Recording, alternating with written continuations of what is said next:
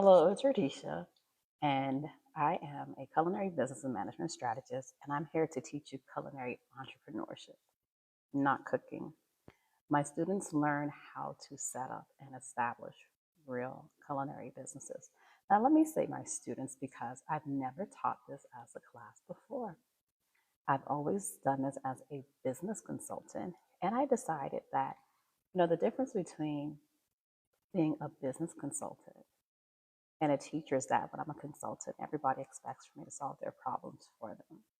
But as a teacher, people come to me with a teachable learning spirit, and they're able to learn what it is that I know and adapt it and put it into their business.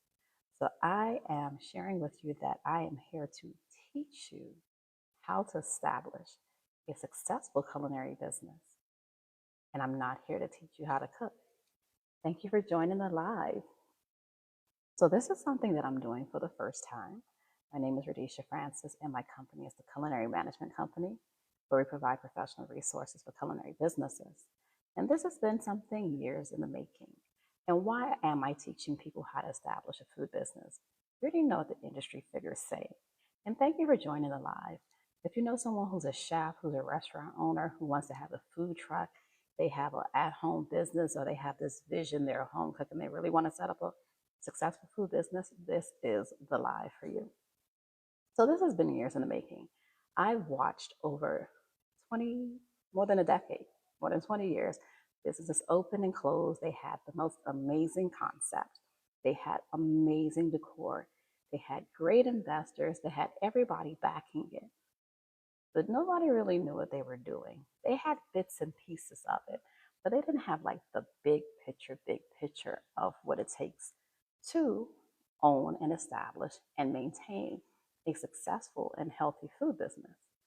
And over the years, watching these patterns, I'm like, it is so predictable and so easy to see and understand why these businesses are not succeeding. One of the challenges is that people aren't open to understanding that amazing food is not enough to sustain an amazing business. I have seen people with the most amazing food go out of business because they did not establish systems that could sustain them. They did not have supplemental streams of income. They thought that like the food sales and stuff would be good enough or have enough specials and stuff. And that really wasn't it. Or the chef thought that they had the pricing down packed, they had the wages, they had the salary stuff there, and that was good enough to have a good business, and it's not true. So if you're interested, before I even go on anymore, I say thank you to everybody for coming into the live, for joining the live. If you want to learn more about this program, you go to my company's website at culinarymanagement.co, not .com, culinarymanagement.co. So what is it that you would like to ask me about food businesses? Because I have so much to share, but I don't just want to like just talk, and it might not be relevant to you. But I'll give you some insight to me and how I benefit you, because that's what's most important. What is it that I know and what is it that I have that would benefit you? Well, what I have is industry knowledge. One of the things that you can do, and I always tell people, especially if you're interested in learning more about a person, do some research on them, right? I have some amazing articles that I wrote on entrepreneur.com. It's actually, let me give you the site. It is entrepreneur.com/author/Raideesha.Francis. Now, my name is a bit to spell, but it's on my profile. So if you go to entrepreneur.com/author/Raideesha, RAIDEESHA-Francis, I have some amazing articles that I wrote that really guide people in the food industry to help them understand what to navigate and what to avoid. And it's tips that I give people when they come to me for consultations. So in the Culinary Entrepreneurship Program, I take all of my experience from when I used to work for the world's largest food distribution company. So I used to work for Cisco years ago, and they provide amazing resources. I also have a degree in culinary management, just to put that part out there too. And between culinary school and earning my degree, between working for the world's largest food distribution company, besides being a culinary college professor, I have learned the most in the industry itself. Now, as you come in, I encourage you to share the live and invite your friends, especially your chef friend or someone who's just opening that food truck or the catering business or whatever type of food business it is, even if they're cooking at home. Invite them, even if they have a cottage business, invite them to the live because we're going to have fun here today. I'm going to share some really good information, right? So, if you can tell me, what do you think is the most important thing in establishing a food business? What is the first thing that you think you should do? And let me know where you are. If you have a business, what type of food business you have, or if you don't have a food business, what type of business are you considering opening? Because once I know more about you, I can tailor my content to you. That's just like with the class that I'm offering. That class, it will be tailored to the students that are in there. So whenever I teach a class, whether it's a certification class, whether it's a business class, I find out about my students and what it is they're interested in doing, and I make the content relevant to them. So who has a business in here? Who's thinking about starting a business? Okay, so I'm going to share with you 7 tips for startup food entrepreneurs. That's something that I'm going to do with you. And one of the first things that I recommend for people to do is before you do anything, you should have the ultimate vision that you desire for your business. Why do I say that? If you are just slapping things together and doing things as they come along, it's going to look like that. Think of you're building a home and you have the contractor, you have the architect and stuff. You have to have these plans laid out first before you really get into the business, because that's your guide to show you what you should be doing. Even if you feel as though, okay, I don't have sufficient funds, so I'm just going to start doing this, whatever this is, right? You should still have your ultimate vision, because that's what you need to build a good company. You need to know and understand the purpose for what it is that you're doing. And you get to put things in building blocks and steps. So if you say, okay, eventually I want to become known for having the best, whatever it is, right? But you know that you can only start off in a humble state. Because you know what your ultimate vision is, you're able to identify opportunities and how to structure your business that will lead you there. Hope that makes sense to you. So it allows you to grow in stages because you know what your goals are, and you will become more strategic in what it is that you're doing. So culinary entrepreneurship. Culinary entrepreneurship is for people who want to learn how to own and operate a successful food business, whether it's going to be a food truck, whether it's going to be a cottage business, whether you're an investor. It is for anybody who wants to learn how to set up, own, and establish a successful food business. And I understand why most restaurants and food businesses fail. And I also understand how you can beat the odds. So let's go on to step 2. Another thing where startup tips for food entrepreneurs. So the second tip would be hire legal counsel. Now, let me tell you something. You might think that you're not big enough to have legal counsel. Everybody needs legal counsel, even in the minimal way or stages, right? So I say this because when people start to do business with friends and family, and you think, oh, this is my family member, this is my friend from childhood, this is my loved one, this is such and such a person, I trust them. Let me tell you, being a friend and a family member has nothing to do with business. One is a personal relationship and one is a business relationship. And it's good to have contracts and agreements in place to protect those relationships. I've seen countless times. I've seen it just about every single situation where it was someone starting a business and they got like their friends or family involved, where it was supposed to be a family business. Relationships have been damaged or destroyed beyond repair. So when I say it's good to hire legal counsel, just like if you were going into business with me, you will want to know what the terms and conditions are. Where's the agreement?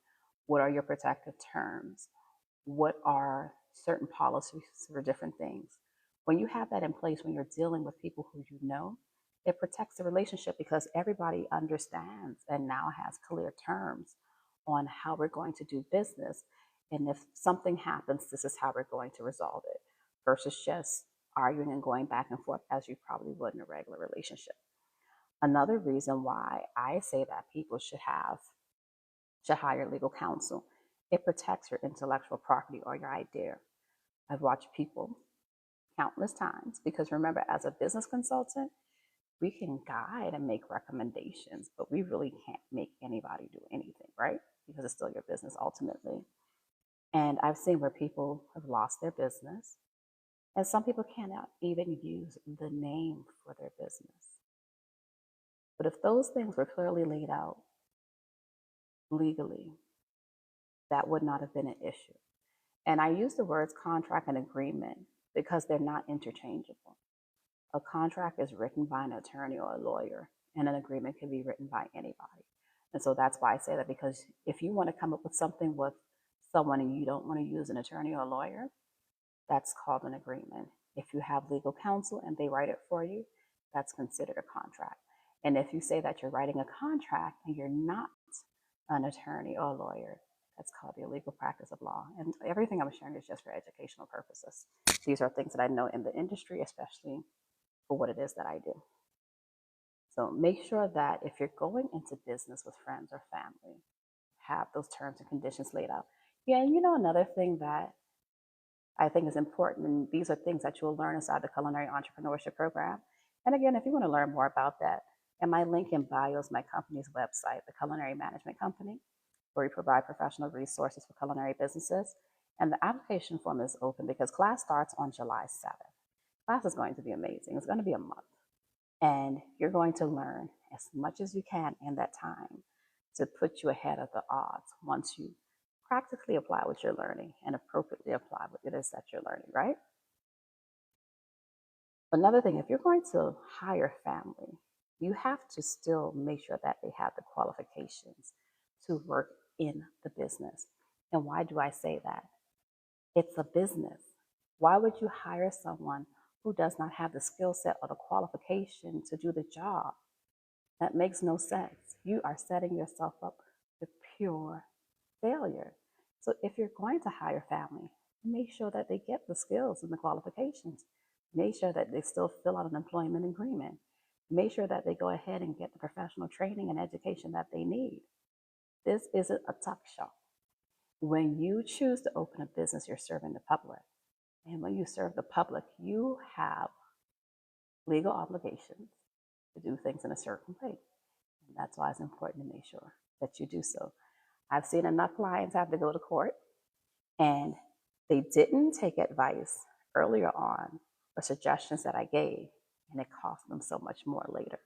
So when you don't take the preventive measures up front and make sure that you have your systems and processes in place, you tend to pay much more later on. So I'm the person where the things that I'm suggesting may sound boring, but they are so important. Compliance and the industry is so important. I've worked with health department officials, city officials, is so important. I've worked with health department officials, city officials. I don't know what happened to the live. Okay, so we're back.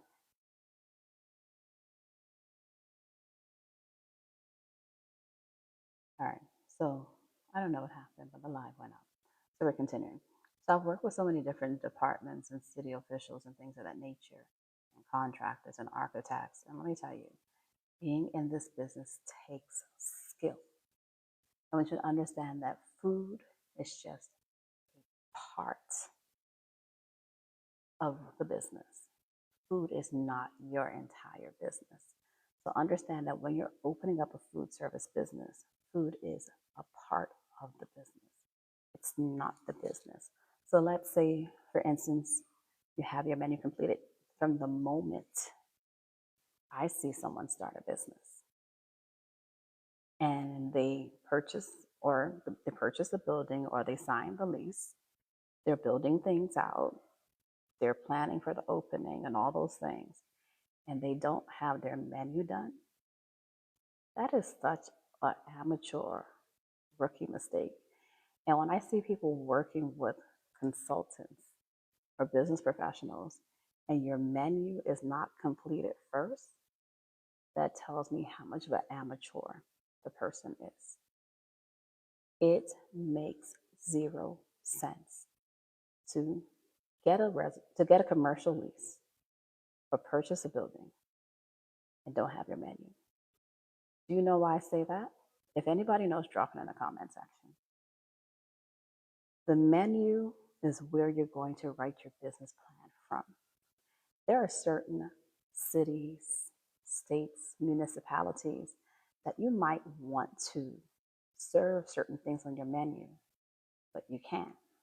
So I remember there was this person, and it was in a very nice spot of Miami. It was like a downtown area. I mean, like prime real estate. And I remember she was showing me the spot, and she was really trying to pick my mouth, trying to get free consulting from me and go off and do the stuff on her own, but it didn't work. So anyway, she didn't follow my suggestions, and she went ahead to go and get the lease. And guess what? The very thing that she wanted to serve on her menu wasn't allowed in that particular area. So people see sous vide, SOUSVIDE, just in case I'm pronouncing it incorrectly to some people. They wanted to do sous vide. You couldn't do that. And then there are other areas.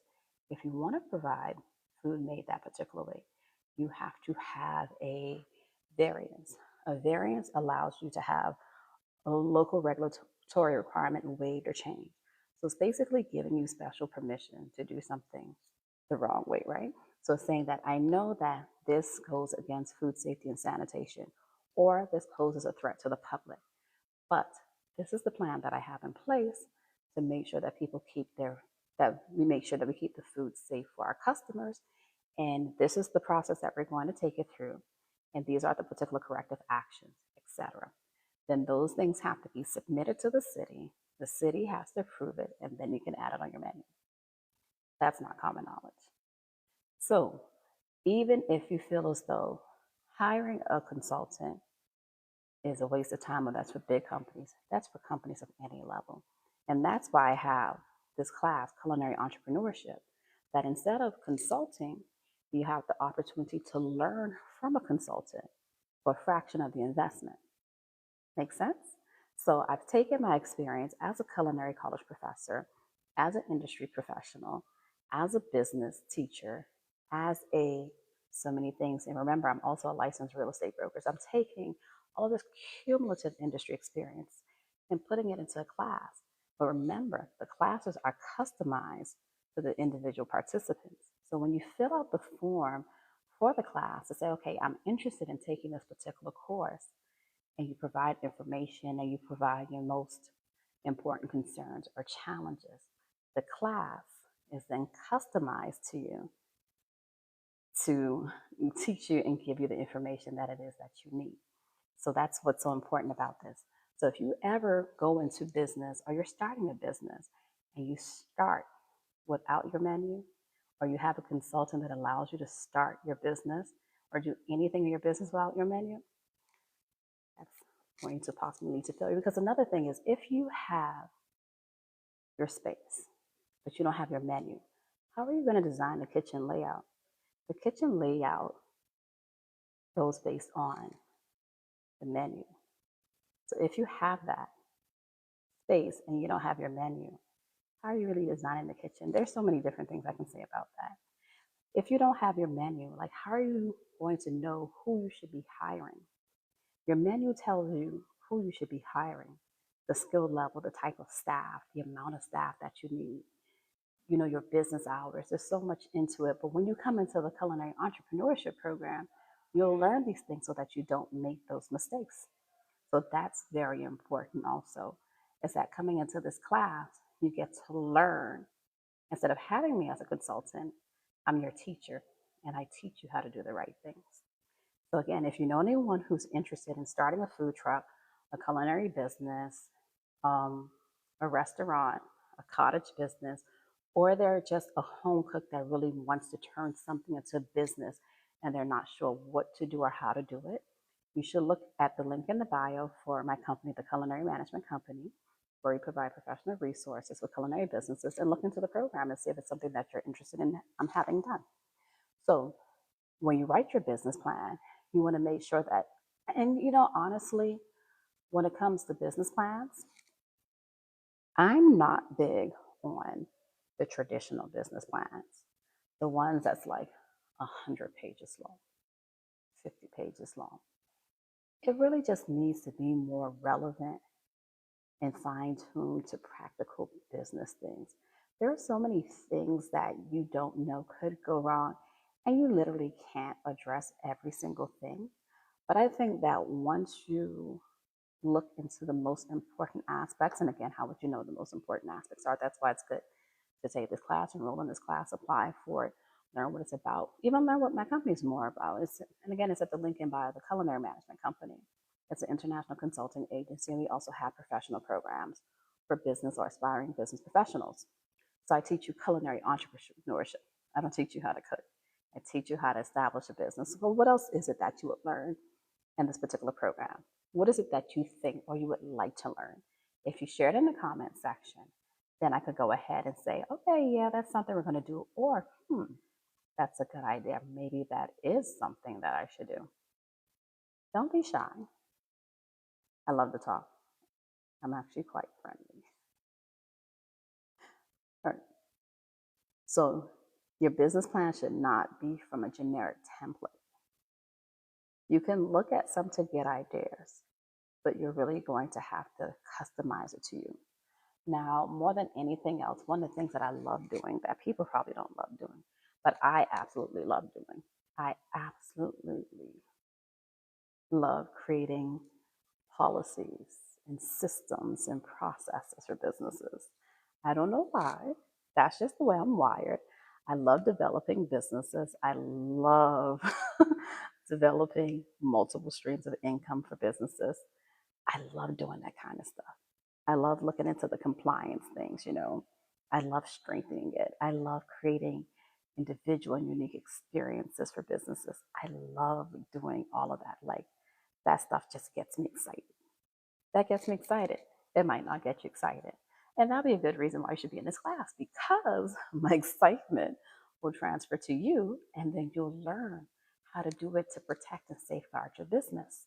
So, being a great cook, being an amazing chef, having your recipes and your food costs down is so far from being sufficient to own and operate a successful business. And I will be honest and transparent. Chefs tend not to like me, and I'm fine with that. I think they think that I'm coming to stunt their creativity. I have no issue with their creativity. I love creativity in the kitchen. It just has to make financial sense. Isn't that what we're in business for? Financial sense? If you just want to have pretty artwork food, you could do that at home. You could do that for your friends and family. But if you're opening a business, especially you're getting investors' money, you have to know how to make a return on your investment. You agree? Now, one thing that I have very rarely seen, with complete transparency, I've very rarely seen a business owner have a plan for personal and professional growth. They feel as though they have to be married do this business. And it's not true. It's business. It's a way to earn an income. It is not your life. You have to understand how to have barriers and boundaries and borders of what you will and would and won't do. So for me, for instance, one thing I always have, I don't care what it is, I don't care what's going on. I always have my time that I rest, and I most definitely put my family first. My family will always come first because I understand how to align my priorities. And this has everything to do with culinary entrepreneurship. When I first was earning my degree in culinary management, I was thinking, oh, I would not ever want to be a restaurant manager because they tend to be married to the business. They're there from morning to night and they don't get to see their families. They might make amazing money, but they don't get to enjoy it. They don't get to enjoy life. I've proven that I can do that and still have everything that I love. I've been able to manage businesses for clients and still put my family first. Take my kid to school, pick my kid up on time, go to different school functions and events, always present. I always tell people I'm a business professional in the day and I'm a mom when the school bell rings. So, and setting up a culinary business or any business, to be honest, because I haven't done this only for culinary businesses. I just specialize in the food industry. That's what my degree is in. That's what decades of experience is in. That's what it is that I do. And again, I really encourage you to share this information with someone who's interested in opening a restaurant, a food truck, who's an investor, who's someone who has like a home cook who's interested in having a food business. This information is going to be so amazing and it will change the industry the more people get to know about it.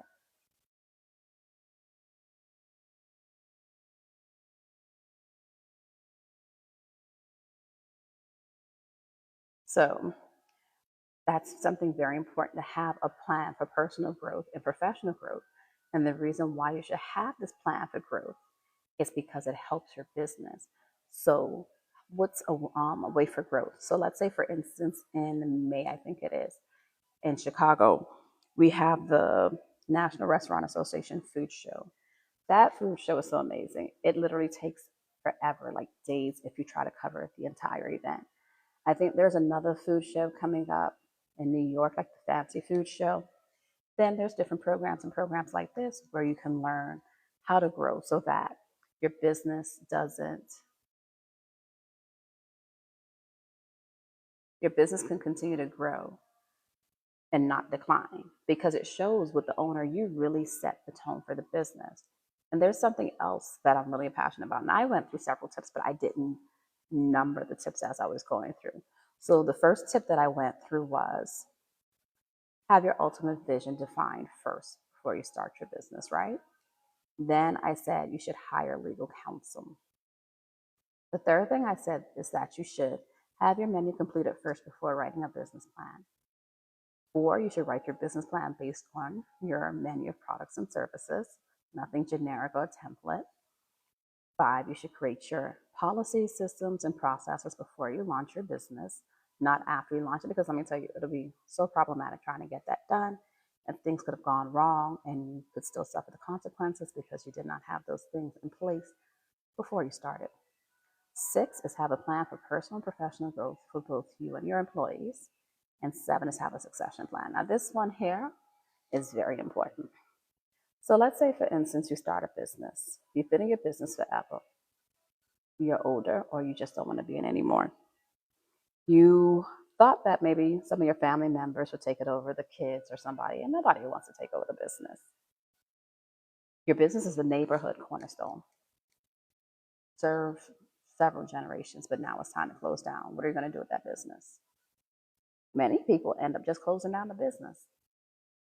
Or let's say, for instance, you were married and now your marriage is being dissolved.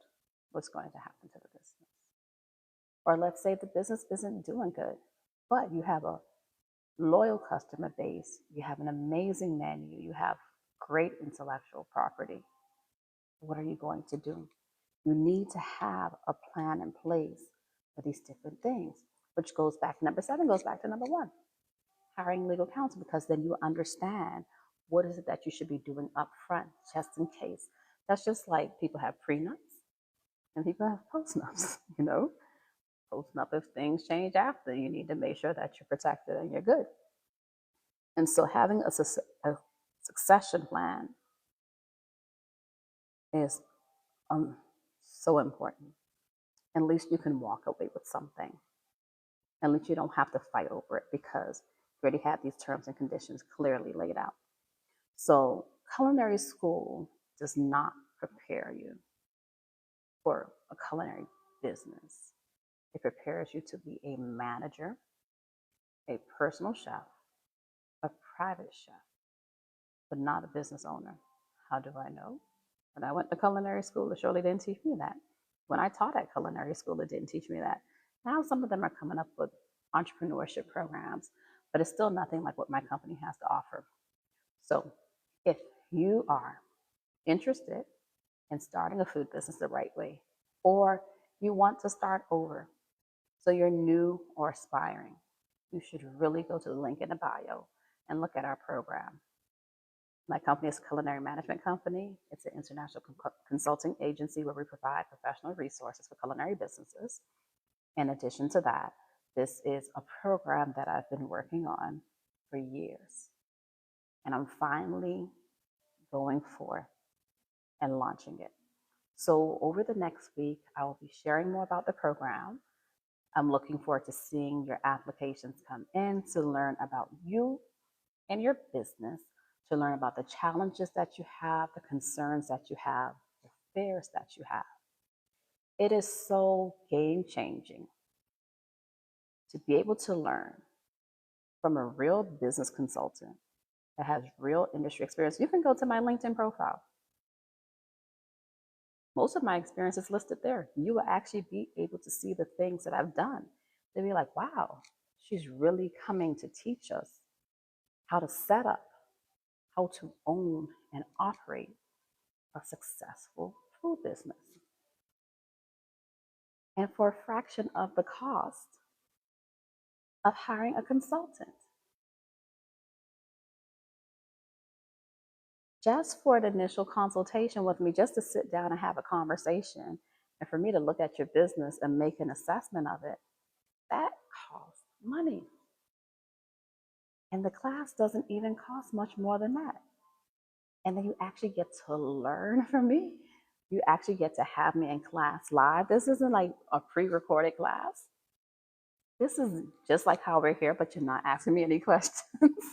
It's like that. Like you actually get to pick my brain. You know me, who will try to pick my brain, and I typically don't let them anymore. People want to be like, oh, let's go for coffee. I can make coffee at home. You want to pick my brain, and like my thoughts, my processes, my mind is my most valuable asset. That is what I get paid for. So I would really love to have you in my class. I am an amazing instructor. I've been teaching for decades now. I take complicated information and I put it in an easy to digest and understand format. This culinary entrepreneurship class is going to be amazing. When I say it's going to be amazing, anybody who's in the class, even if they don't sit through all the classes, even if they only come for one class, it is going to be worth it. One of the things about me is that I always tend to over deliver. It's just my nature. I love to share. I'm trying to learn how not to share as much as I do, but I just love what it is that I do. You see this space? This is me every day. I love what it is that I do. So out of the many things that I said about the program, tell me something about you. I've been here smiling and talking to you, but no one said anything. What has you interested? Why did you sit here and listen to this? Do you know someone who's interested in it? Good morning.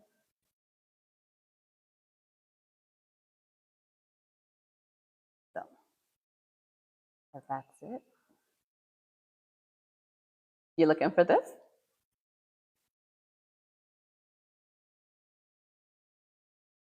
That will be it for now. Maybe I will come back on later. Been on here a little bit over 30 minutes now. But thank you so much for your attention, and I appreciate it. Until next time, I'm Raideesha.